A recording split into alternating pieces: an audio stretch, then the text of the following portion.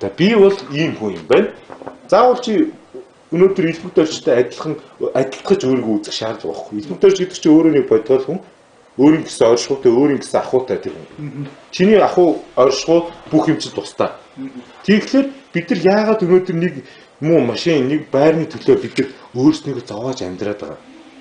Тэр байртай машинтай байхлаа би сайн хүн болоод байгаа юм уу? Тэр чинь нийгэм тэгээд байгаа үстэй. Тэгэхээр тэр чинь шал ондоо ойлголт болж байгаа хэрэг. Экзистенциал онол гэдэг чинь. Сайн муу гэж шүү дээ. Одоо жишээ нь худлаа хийж болохгүй гэсэн үг шүү дээ.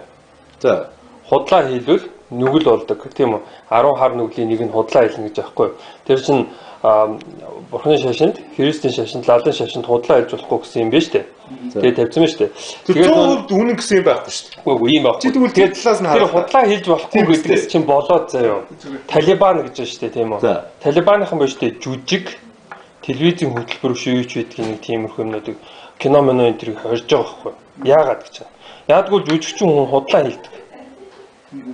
Худлаа хэлж ийж одоо жишээ нь юу гэх юм одоо хүмүүсийн сэтгэл мэтлэлийг хөөрөлтөй тийм үү би чам тайртай мэртэй гэсэн тэр юм хүмүүсийг одоо жишээ нь жүжиглэлж гаргадаг. Тийм учраас нөгөө нэг энэ кино урлаг энэ төр гэдэг чинь болохоор худал хуурмаг тэр зохио үйлсэн гэж утгаад нөгөө чинь хорж байгаа байхгүй. Тэгэр чинь сайн явдал үстэй. Мэдгүй одоо тэр худлаа гэдэг чинь өөрөө за тэгвэл чи энэ хоёрыг харьцах нь хоёр тэнцүү хэд вэ гэдэг шүү дээ. Энэ дээр маргалдаад шүү дээ. Хүмүүс 4 гэж боддог бол энэ чинь 6 гэдэг шүү дээ. Яагаад 6 гэдэг вэ? Энэ худлаа үнэн гэдэг юм чи энэ дээр өөр байгаа шүү дээ. 6 гэдэг хүмүүс хэд вэ? 4 гэдэг хүмүүс хэд вэ? Энэ төр чи ингээд сайн яг үнэн худлаа гэдэг. Үнэн худлаа гэдэг чи хүмүүс өөрснөө тогтоогоод байгаа болохоос яг чиний бодлоор бас худлаач гэж болно шүү дээ. Чиний үнэн гэдэг байгаа юм чи өөр хүмүүсийнхаар худлаач гэж болно шүү дээ. Тэгэхээр тэр нүгэл буян дээр сайн муутай ч хамаагүй уулзчих. Тэгэхээр хүн өөрөө гэсэн өөрийгөө хүлээн зөвшөөрж иж ерөөсөө чи өөрийгөө чамд гологдох цаан чанар байгаа. Давуу талж байгаа. Тэгэхээр энэ бүгдийг хүлээн зөвшөөрөх байх. Тэгэхээр хүн арай өөрийнхөө муу дутагдaltaй талыг дандаа нуудаг заяа. Биш ээ. Одоо ийм юм тэрнээсээ айж ичиж заяа санаа зовснороо бус нийгэмд өөрийгөө тусаарладаг байхгүй юу? Одоо нөгөө өөртөө итгэлгүй байх байдал те. Тэгээд өөрийгөө нэг чамлах ч юм уу те. Одоо тиймэрхүү юмуд одоо юу асууж байна. Итгэлгүй байдлаа. Тий. Одоо ингээд за би энийг арай барахгүй байх ч юм уу. Энэ ажилд одоо ингээд хийх тэмцэхгүй байх. Энэ ажлын юм анаарч болох гэдэг итгэлгүй юу төрдөн ш таяа. Яг гэсэн нэг тиймэрхүү юм юунаас харж байна. Чиний туршлага дээр л толгуурлагдчих шүү дээ. Тийм үү. Тэгээ чи өөрөө мэдхгүй зүйлээ болох хүн юм мэдхгүй зүйлээс хамгийн хайдаг гэдэг байгаа шүү дээ. Итгэлтэй юм асууж харж байна. Итгэлтэй юу? Гэхдээ хийж үзүүг ажиллаж ирсэн. За би нэг Гэхдээ чи ямар нэгэн баримжаа байгаа шүү дээ. Одоо чи жишээ нь чиний бүр огт хийж үзээгүй ажлыг чи шууд хараад за би энэ хийчиндээ ер нь итгэл төрөхөд хэцүү шүү дээ. Ямар нэгэн байдлаар тийш төсөөлнө үстэй. Одоо эхлээд хийж байгаа ажлаа нэг төсөөлж үзэн шүү дээ. Чи шууд ингээд барилга шууд ингээд тоосох өргөл л тоо. Бүгд тий. Чи ямар ч тэр урд нь харж исэн мэдээлэл байхгүй. Яг шүүнийг хажуунаас нь харж байгаагүй бол чи за арайч хийж чадахгүй юм байна тий. Энэ болохгүй юм байна. Тэрнээс чи хийж чадахгүй гэж байгаа 2 жил чи нэг хүний ингээ өрдлөг хийж байгааг харъя л та. Тэрний дараа чи хийж үзээгүй ч гэсэн тийш төсөөл байгаа үстэй тий. Тийм болохоор тэрэн дээр толгуурлж чиний нөгөө үдсэн харсан мэдлэг авсан дуршлаг тий. Тэр ажиглалт анализэн дээр чинь тодгуурлагдаад байгаа байхгүй юу? Гэхдээ ийм л байл да нөгөө нэг хятад хүнээс асуугаар чи энэ хийж чадахгүй гэхээр хийж чадна гэдээ авдаг. Чадахгүйсэн ч гэсэн авдаг. Тэр нөхөр өөштэй тэр энийг яаж хийх юм гэдгийг хай өөрийн хүн таньдаг манд хүнээс асуучдаг юм шиг. Гэхдээ хятадаас илүү монголчууд илүү тэр чадвар дээр сайн шүү. Хаач зү дэлхийн одоо жишээ нь би хийж чадна уу гэж авчих. Монголчууд ингэдэг байхгүй нөгөө ийм үсрэмтгээ одоо нэг ажлыг ингээ удаан хийх айгүй хэцүү заяа. Нэг ажлыг хийж хятад бол насаараа өрлөг өрсөн ч тэд нар хийн.